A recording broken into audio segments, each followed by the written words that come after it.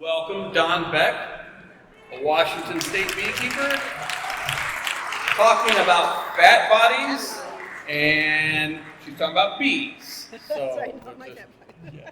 Not Thank your you. fat body. Thank you. Okay. Hi, boy, the end of the day, and it's finally time. Yay, I'm on. It's like waiting all day.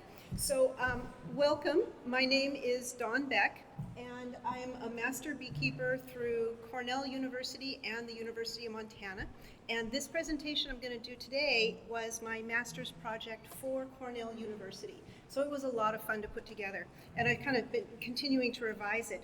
So now closer? Thank you. Okay. So now we're going to circle back to the beginning of the day when we were talking about, Randy was talking about fat bodies and nutrition. We're going to circle back to that, and we're going to take a little bit deeper dive and look just at the fat body organ, how it affects the bee's health and lifespan. And then we're also going to take a look at varroa and see what how the varroa compromise that fat body. Oops.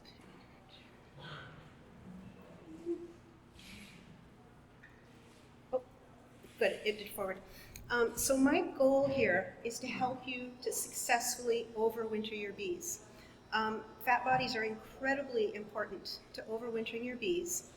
I first learned about them when Sammy Ramsey taught us that the bees are feeding on the fat body and not on the hemolymph. And so I immediately wanted to know, what is the fat body? What is the damage that the mites do? Is it reversible? I wanted to learn all about this organ. So today we're going to look at what it's used for and how it affects the lifespan of the bees.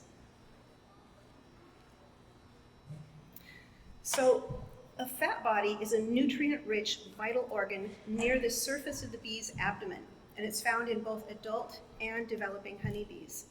The name fat body is a bit of a misnomer. It's not primarily for making or storing fat, it's primarily for storing proteins. And we're going to learn how the fat body grows in bees and how it affects the rate at which they age. Now, variable aging is called plasticity in aging, and it's kind of this magic trick that bees can do. And we're also going to see how they use that fat body to get through winter and the devastating effect that varroa have. So here is an anatomy drawing of a bee, and the fat body is illustrated in red. So it's those glands that run down, the organ that runs down the sides of the abdomen. Really kind of fills up a lot of the sides of the abdomen there. It's a globular organ, actually kind of looks like a blob of fat, and maybe that's where the name came from. And it actually changes in size as the bee grows and matures. It grows larger and then smaller. It's incredibly important to not just the individual bee, but the entire colony. In insect terms, it functions as a combination of a human liver and human fat cells. The fat cell functions store readily available food for the whole colony, except it's not fat, it's the protein that the bees need to grow. And the liver-like function is also immunity. It helps the bees. Immunity helps them to fight off pathogens. It is the energy powerhouse of the bee colony. So let's look at the different proteins that bees make. Vitellogenin is the starting point and the primary ingredient in all the food that nurse bees make. It's synthesized in the fat body, and it's made mainly of protein with a little bit of fats and sugars in there. So when you hear the term fat body, think of protein. It's a protein provider for the colony. Royal jelly is made in the mandibular glands, and vitellogenin is the main nutrient in royal jelly, which, as you know, is primarily what's fed to the queen and the super young larvae. Royal jelly is mostly water. It's about half water, because the queen doesn't take in any other nutrients besides what she's fed, and so she actually has to get the water that she drinks also through her royal jelly. And the protein-rich brood food is made when vitellogenin is transferred up to the hypopharyngeal gland and in the bee's head, and it's a combination of vitellogenin, a little bit of royal jelly, and varying amounts of pollen depending on the age of the brood. So really young brood gets no pollen, they get all royal jelly, which is why they can then become queens. And after a few days, they start getting increasing amounts of pollen the older they get mixed into their food. So you can see in this picture here, the bees feeding the queen and the brood. So you can see how having that food come out near their mandible glands is really handy for both trophallaxis with the queen and reaching down deep into those cells to feed the brood. So let's look at the main functions of the fat body. First, it's a form of storage. It stores a lot of vitellogenin, and when it's in a lot of bees, it becomes the storehouse for the entire colony. It's like their communal protein pantry. The total amount of food that a colony can process and store becomes essential to the bees' survival in winter and during times of pollen dearth. It also processes pollen, so into vitellogenin. Every bee in the colony relies on those nurse bees for protein, and we're going to learn about that later, how all the bees need the nurse bees' protein. If the nurse bees' fat bodies are damaged, it takes many more bees to feed everyone in the colony. It takes more nurse bees, and what happens is you then slow down the aging, as Randy told us, you slow down the aging of the foragers because you need more nurse bees to feed everybody. But then you're short on foragers, so they're not bringing in enough food. So if your bees' fat bodies get damaged, it causes the colony to weaken and can spiral down. The fat body also is a detoxification organ. Similar to our livers, it filters out pesticides and other toxins, and bees with compromised fat bodies are much more likely to succumb to low levels of pesticides. So the fat body regulates hormones and pheromones, and these regulate both the physical and social responses within the colony. Hormones are chemical signals within the bee that create physiological changes, and pheromones are communications between the bees. And it's just this amazing chemistry act that they do where the pheromones are emitted, bees smell them, it triggers off hormones within the bees, and they can change the rate at which they age. Everything within the hive goes back and forth between these pheromones and hormones. Immune function. Vitellogenin contains little fragments of viruses that the nurse bees use to prime the immune system of the larva and of the queen. By storing this broken virus in their fat body, bees can strengthen the colony's immunity. It also increases immunity by producing a thin layer of wax on the outside of the bee's body that helps it to stay hydrated and keeps out pathogens.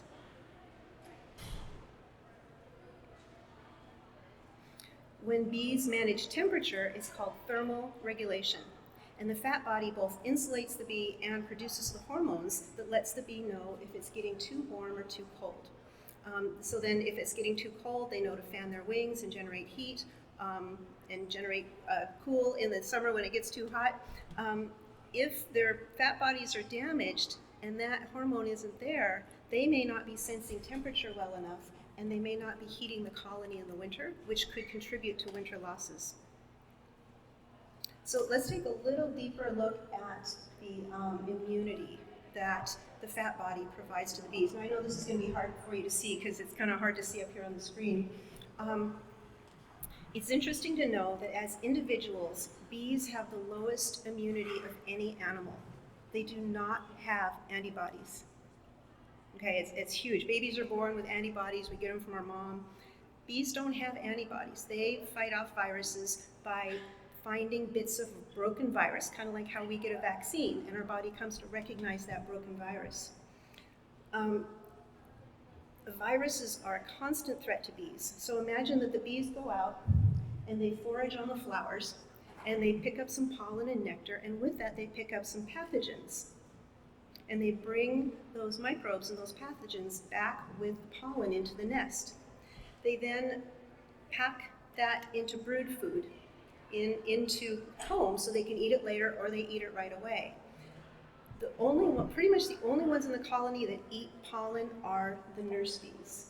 Okay, only the nurse bees create this vitellogenin, and they can process it in their fat bodies. So as the nurse bees eat this pollen that has pathogens in it, it breaks up in their system. And they're then able to take that broken virus and feed it to the brood, and they can also feed it to the queen and inoculate the queen. So this is an image that came from the work that did on vaccinating queens against American foul brood. So what happens is they give a bunch of bees, younger bees, American foul brood broken virus, and they put them in with queens, and they feed the queens this broken virus. Then when the queen lays her egg, it has that immunity in the egg. It's got the broken virus in there already. And so the bees do that throughout the entire colony. We've just harnessed that for one major virus. So vitellogenin feeding is used in 2 ways: to prime the young bees against disease, and also through the eggs that the queen lays. So let's take a look at where vitellogenin originates. All animals have vitellogenin. In other animals, it's called an egg yolk precursor. It's part of a building block of egg yolks. Most animals reproduce by each individual female producing eggs using the vitellogenin in her own body. Even humans have egg yolk precursor. But worker bees in normal circumstances don't lay eggs. Bees are one of the few animals to have that cooperative brood rearing, where normally only the queen lays eggs. So since the workers don't lay eggs, this means they have a lot of unused vitellogenin. So they evolved this to feed the entire colony.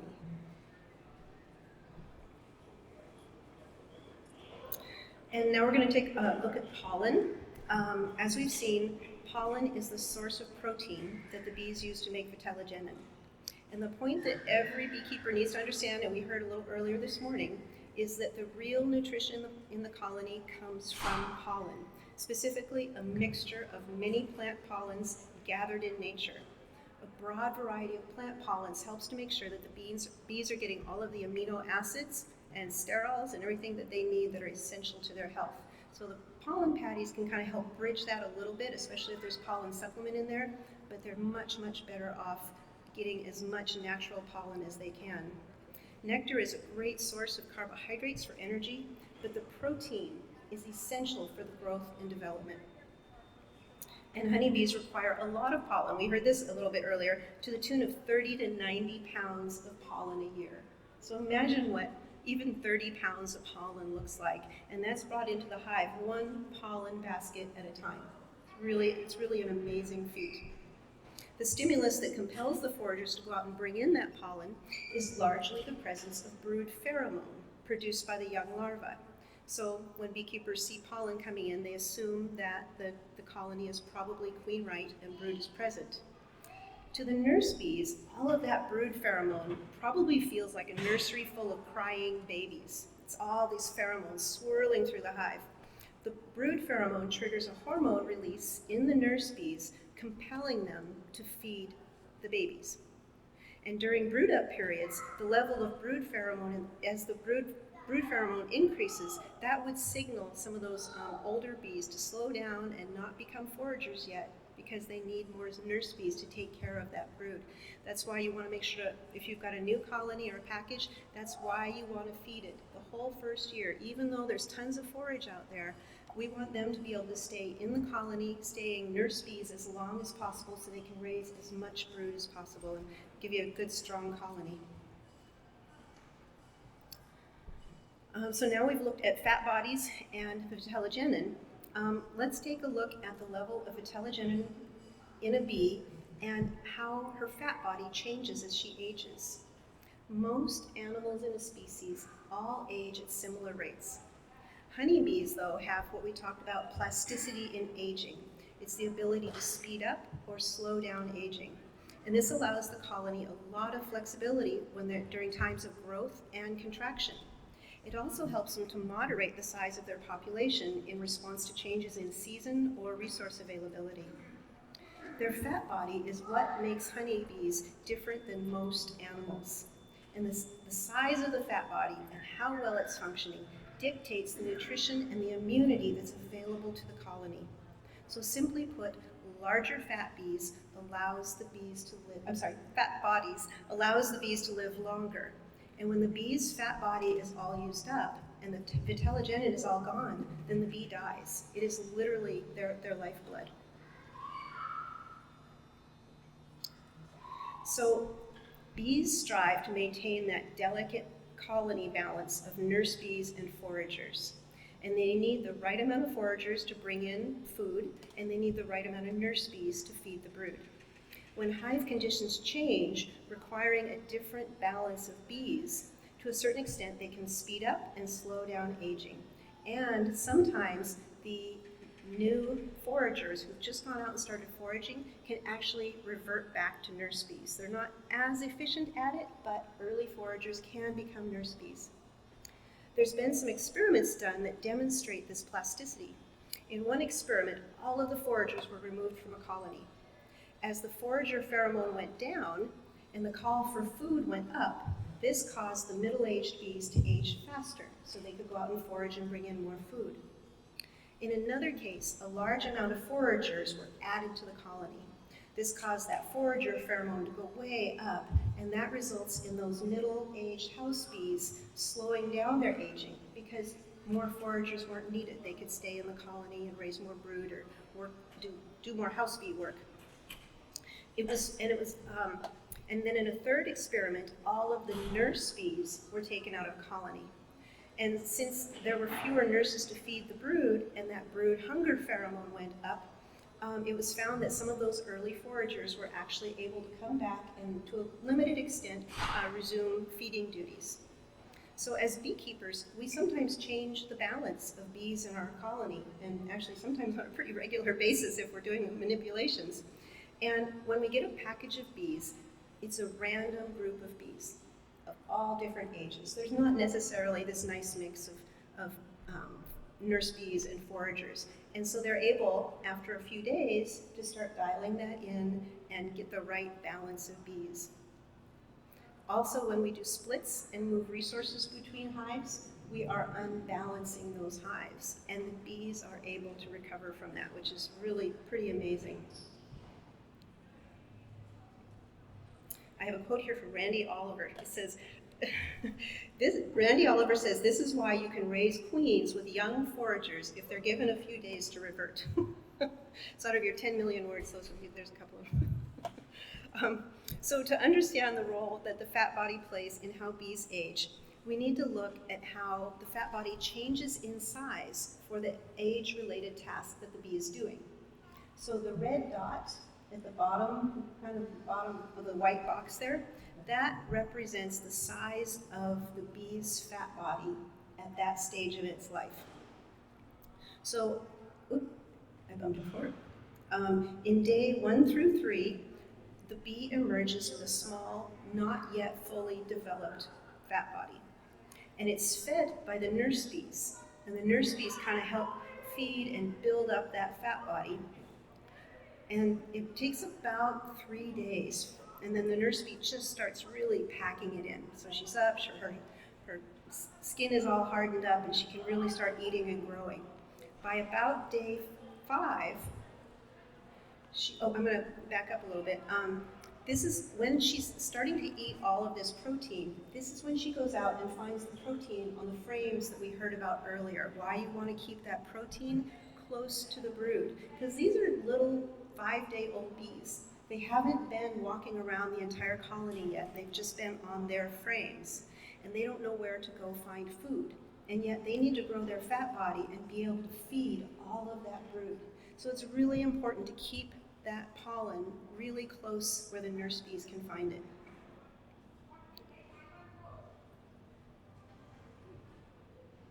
So then around, between days 3 and 12 is the nurse bee stage. Really at day 5 when they really get going. And they begin nursing activities, feeding all of the brood. The entire colony depends on the food that they provide, and we're going to see how the other bees depend on it too a little bit later. The health of the nurse bees directly affects the longevity of the whole colony. So when it's a nurse bee, the fat bee is at its largest size, and it's a powerhouse of synthesizing pollen into vitellogenin. Also, her need for protein is at the highest point of her life, and she consumes large amounts of bee bread, and for either for brood rearing or to fatten up and become a winter bee. We're going to cover winter bees a little bit later. Interestingly, if a bee's fat body stayed large and full, like it is in nurse bees, their aging would be slowed to a rate that's a lot closer to the queen. In laboratories, they found that worker bees who have not been required to feed brood and can maintain that strong fat body have lived up to 2 years instead of just months. So the fat body is incredibly important for the rate at which bees age. The bees that are about 12 to 20 days old start rolling off nursing duties. You can see that the fat body is getting a little bit smaller, so the fat body starts going offline, and the wax mirrors start coming online, start making wax and building comb. So they don't need as much vitellogenin. Their fat body is still large enough that they can feed themselves and process enough vitellogenin to keep their own protein going, but they don't really have enough to feed anybody else or any brood. Around 3 weeks old, they're considered older house bees, and they're building up their wing strength and doing other house duties, and doing the orientation flights outside the colony. They eat mainly honey and bee bread. So once they're past the nurse bee stage, the need for protein drops a lot. Wax production is stimulated mostly from syrup and nectar. And these bees are getting a little bit older, and their fat body is starting to get a little bit smaller, to the point where they may not be able to support some of their functions, especially if they're doing a lot of high energy things like orientation flights. And so at that point, they can go back in the colony and they beg the nurse bees for food, and the nurse bees will feed them. Foraging is the final life stage for bees, and it's normally about 3 to 6 weeks, and they've got very small fat bodies and distinct pheromones from nurse bees.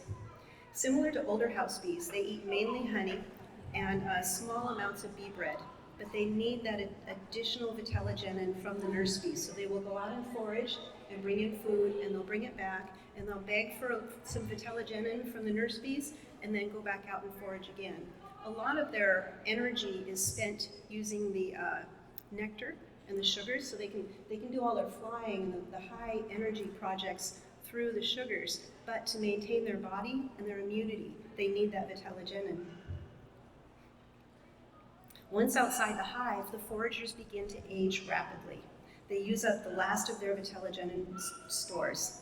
They literally use up every drop of protein in their fat bodies, which has become so small that they can't make any vitellogenin anymore. They forage until their fat body is completely depleted, and then they die in the field. In doing this, all of that communal stored vitellogenin is used in service to the colony. None of it goes to waste when the foragers go off and die. It's an incredibly sad but efficient use of that communal pantry.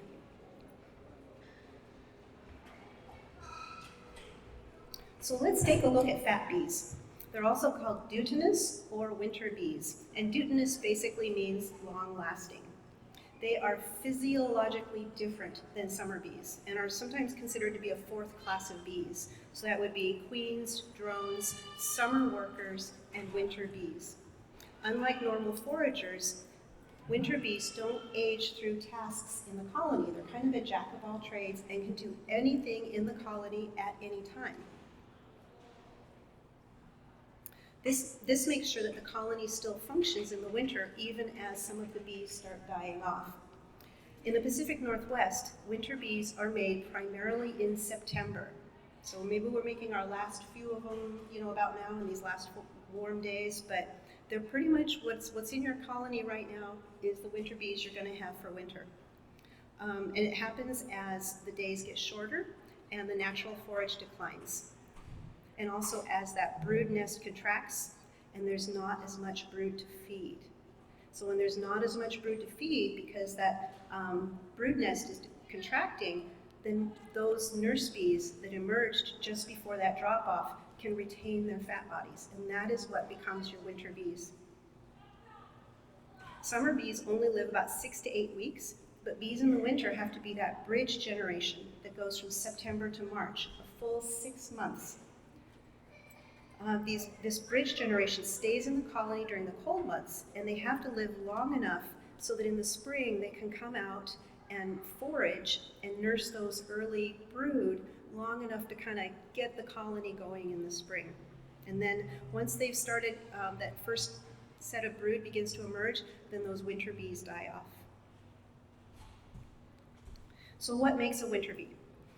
A winter bee begins its life exactly like a summer bee. They're not made from a special egg or a different kind of food. It is thought that there are two things that make winter bees. Now I've heard additional things, but I kind of think the two main things that make winter bees is first, not being exposed to high level of brood pheromone.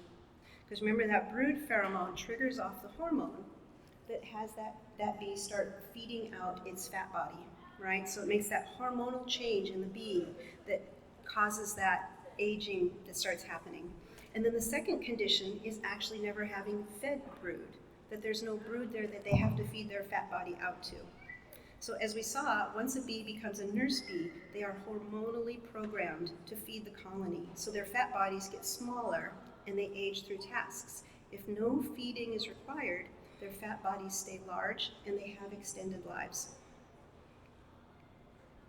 So let's take a look at bee aging in kind of a single one-shot picture. And I hope you can see this. I know you may not be able to see the bottom pictures as well.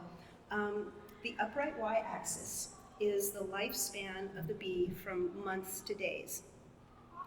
And in this picture, there's a green lightning bolt. That represents the ability of the bee to process vitellogenin. Large bolt is lots, small bolt is small. And then the direction of that red arrow and the size of it represents how much a bee is either able to feed others or if they're being fed by nurse bees. So if they're being fed or feeding. And then that red dot on their body, on their abdomen, that is the relative size of their fat body at that age.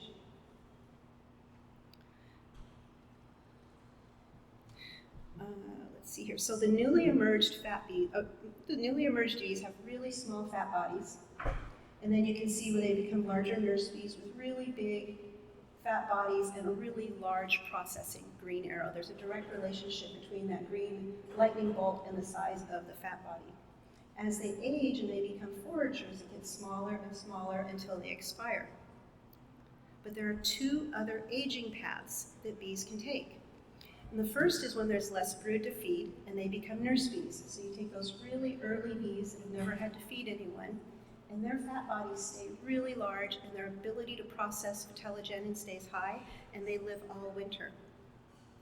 And then the other path is if more nurse bees are needed for some reason, they can take foragers whose fat body has gotten relatively small, bring them back into the hive and expose them to all of that brood pheromone, and it kind of brings their fat body back online a little bit. So we've looked at the fat body. Now let's take a look at what varroa, the effects of varroa on the fat body. By far, as you know, the largest threat to bees is the varroa mite. 80% of colony losses are directly attributable to varroa. There we go. So let's take a look at how the varroa compromise that fat body and the nurse bee stage. In the larval stage of development, the inside of the larva is like this creamy mush of organs. There's no definition to those organs. It's this protein soup that the varroa mite can latch on. They latch on in the general vicinity of where that fat body will be growing. They latch on there and they feed on that nutritious soup. And that's what would have been the bee's fat body. And so it's really easy, that's why it's so easy for the varroa to feed on the fat body. Interestingly, varroa cannot reproduce without bees. They require that nutrition, that vitellogenin from the bee to make their own babies. If they don't have it, they can't reproduce. So for summer bees, when this happens, it stunts their growth. It's a permanent effect. It makes them smaller and shorter lived. The damaged bees can still get food from nurse bees, but they'll never be able to grow the big fat bodies of a healthy 5-day-old nurse bee. So having a smaller fat body and not being able to nurse other bees causes them to mature through the stages of development faster, and they have shorter lives. So even though you've got lots of brood showing up in there, if you've got lots of varroa in there, they're going to be living less time, and they're not going to be able to feed the rest of the colony. They process less phthalagen, they make less wax, and they have less energy to grow into strong guard bees. And they have reduced stores, which shortens their life as a forager. It also creates a greater demand for nurse bees to kind of make up that difference and feed all of the brood, which then again, as we heard earlier, slows down the maturing of those bees into foragers so they can stay home and feed the babies, and so less food is coming in. So this is where you kind of get that spiraling down, dwindling effect when the varroa get too high. So for a single bee, having a damaged fat body may not be an issue, but when it's multiplied by an entire colony, it's devastating and invisible. You won't be able to see it, but that's what's kind of taken down your bees either in the fall or the winter. So let's take a quick look at dead outs, because I think sometimes, especially with new beekeepers, there's confusion about what causes a dead out. By damaging the fat body, the varroa prevents the bee from storing enough phthalagenin to live all winter. So basically you're going into winter with a short-lived summer bee. Okay, so if you don't have a lot of winter bees in your colony right now, what you'll have is summer bees, and they're going to live 6 to 8 weeks, and that's when they collapse in the middle of winter. And when they collapse, what happens is they know that they're sick, and bees are very altruistic, and they take themselves out of the hive when they're sick. That's why when you get a starvation case, you find like an inch or two of bees in the bottom of the hive because they're still healthy. There's nothing wrong with them. They just ran out of food. But as these bees that are varroa affected are sick, they take themselves out of the hive, and the colony gets smaller and smaller. It's called dwindling. It gets smaller and smaller, and it can't generate enough heat to keep everybody warm. So imagine you're out in the woods, and it's damp and cold out there, and you've got a fire, and you build that fire up nice and big. Lots of wood, lots of bees can generate a lot of heat, and you're going to feel that dampness and that humidity receding back into the trees, right? But if the bees dwindle and that fire gets smaller, you start feeling that dampness and that cold coming in, and it gets harder for the bees to maintain the temperature within the colony. So what you find in the spring is a cluster of a bunch of bees head first, where they shiver and try and generate heat, and a moldy cluster of bees over the top of them. So this isn't from starvation, and it's not from moisture. Moisture, I don't think almost ever kills bees. It's the dampness coming in because they weren't able to generate enough heat, because they never got to be winter bees. So, I'm doing good on time. I thought I was going to run over. So our focus this afternoon has been on fat bodies, but I really think it's important to talk a little bit about bee viruses also, because it's the second major effect of varroa. So varroa damage fat bodies, and they bring viruses into the colony. And it directly affects overwintering. So we're all familiar with this graph. It shows as the varroa level increases on that yellow line, relative to the number of bees, the blue line increases in the fall, right? We kind of all know that that arrow shows the gap where the varroa can overwhelm the bees. And you might not be seeing that they're getting overwhelmed. It might be just the damaged fat bodies. But let's add in viruses here. So viruses take time to clear. When you clear the varroa out of your colony, that virus is still going to be there because the bees are sick.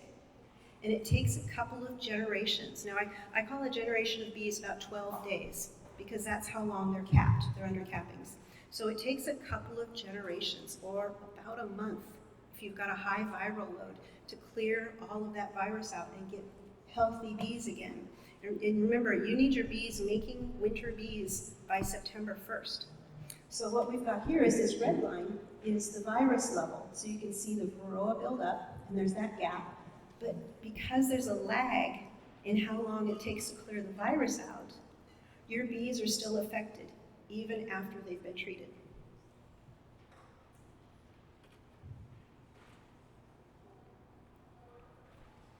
So I think one of the things I find is the common advice, especially to new beekeepers, is you want to start testing and treating in August.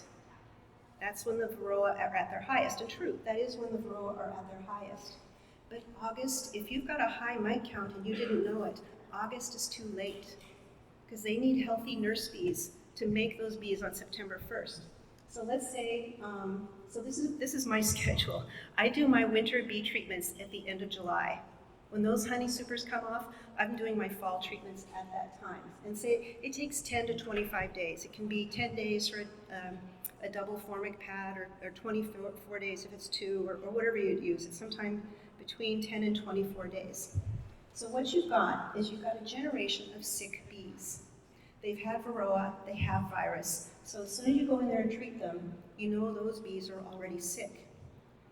But then there's a next generation. This second blue generation was fed by the orange generation. They were fed by sick nurse bees. And sick nurse bees have small fat bodies, they can't feed as well, their immunity is low, so you wind up with a second generation that is affected.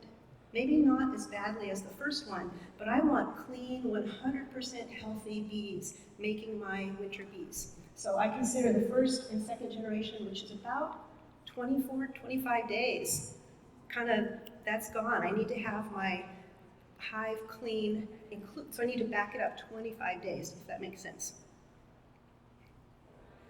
So then here we are, 25 days down the road. So whatever treatment you use, figure out how many days your treatment is on. And if you're testing and treating, you want to back it up that many days. And don't get caught in August trying to get healthy bees, because they're not going to get healthy in time for winter. And September 1st is a Pacific Northwest thing, by the way. For anyone who's not from the Pacific Northwest, that's when our bees are made, but it varies country by country, or state by state. So to wrap it up, we've learned today how fat bodies shrink and grow through a bee's lifetime. It's the most essential part of a colony's nutrition and health. Taking measures to help your bees maintain large, strong fat bodies prevents dwindling, and it helps your colonies to survive through the winter. To do this, we want to make sure that your bees have access to consistent, high-quality pollen so they can process those pollens into vitellogenin. We also need to manage varroa consistently through the year. I strongly encourage you to look at spring treatments. So we all came through COVID, and remember that flatten the curve, right? So the varroa go up in that curve. And if you're at the beginning in the spring and you're flattening that out, then you may not have a problem the rest of the year if you're managing your varroa throughout the year. So hopefully there was some takeaway information here that will help you and help your bees to thrive. At WASBA, our mission is to help you be better informed beekeepers so you can continue to grow your skills every year. Thank you so much for your attention.